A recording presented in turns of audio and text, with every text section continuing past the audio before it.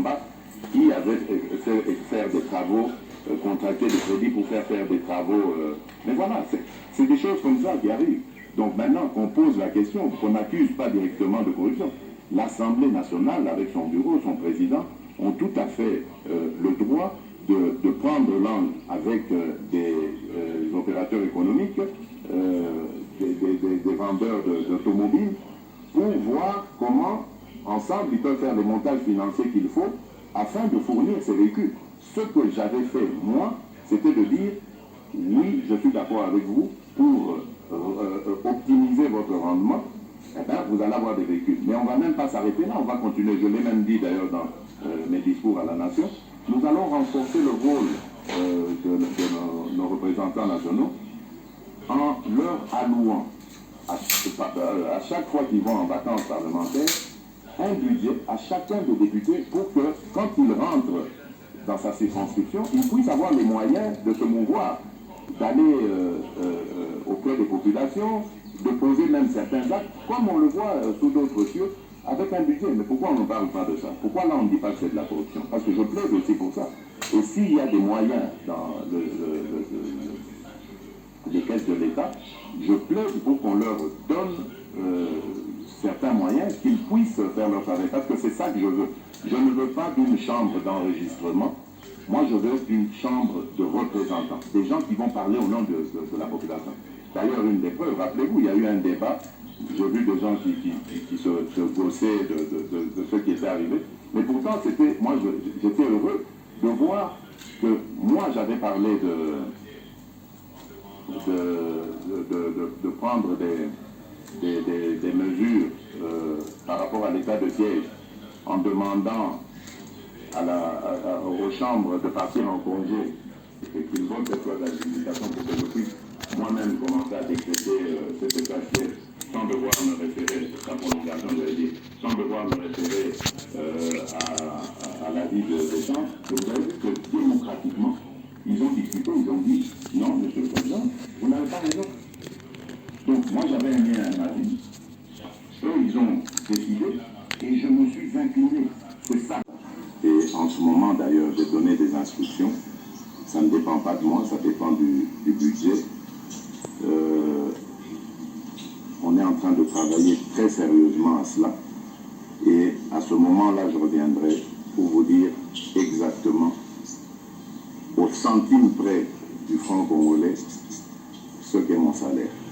On a parlé tout à l'heure d'espoir que vous suscitez, que vous avez suscité, que votre élection, que votre arrivée au pouvoir a suscité. Vous avez récemment évoqué cet espoir et déclaré que si vous n'êtes pas en mesure d'accomplir tout ce que vous avez promis en 5 ans, vous briguerez un nouveau mandat. Alors, ces élections 2023, on en parle beaucoup.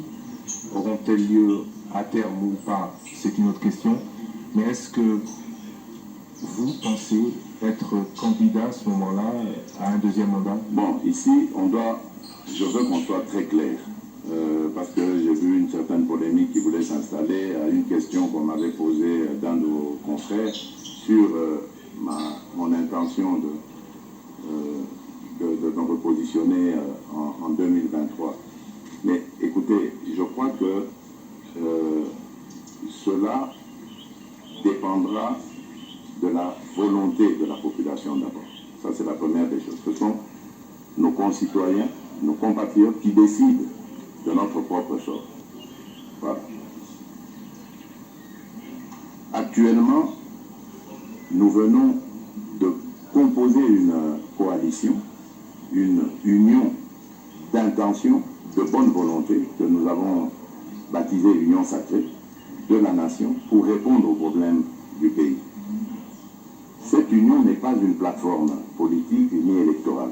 C'est une, comme j'ai dit, union de bonnes intentions et de bonne volonté pour avancer le pays, répondre aux attentes les plus pressantes de la population, comme la paix, la sécurité, comme on a parlé ici de l'amélioration du quotidien, du pouvoir d'achat de nos compatriotes, et bien d'autres choses qui peuvent tout de suite être prises en charge.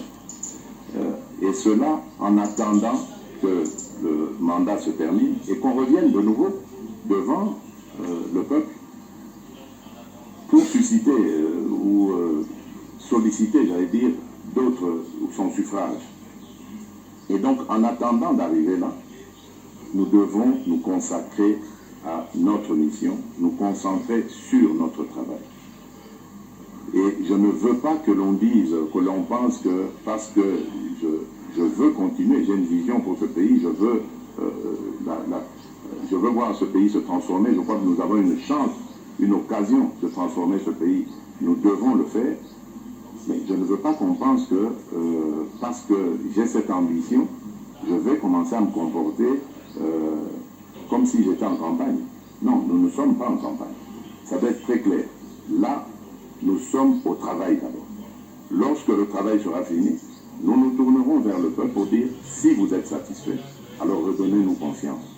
Votre confiance, parce que nous en aurons besoin, pour continuer le travail. Merci beaucoup, Monsieur le Président. Merci François Bouela de la RTNC. Merci à vous, auditeurs et téléspectateurs qui avez suivi cet entretien exclusif, cette édition spéciale, réalisée avec les moyens techniques de la RTNC, réalisée pour la rédaction de Top Congo FM avec avec toute la rédaction de la radio-télévision nationale congolaise qui couvre les suites du volcan Nyiragongo, qui couvre cet état de siège ici à Goma.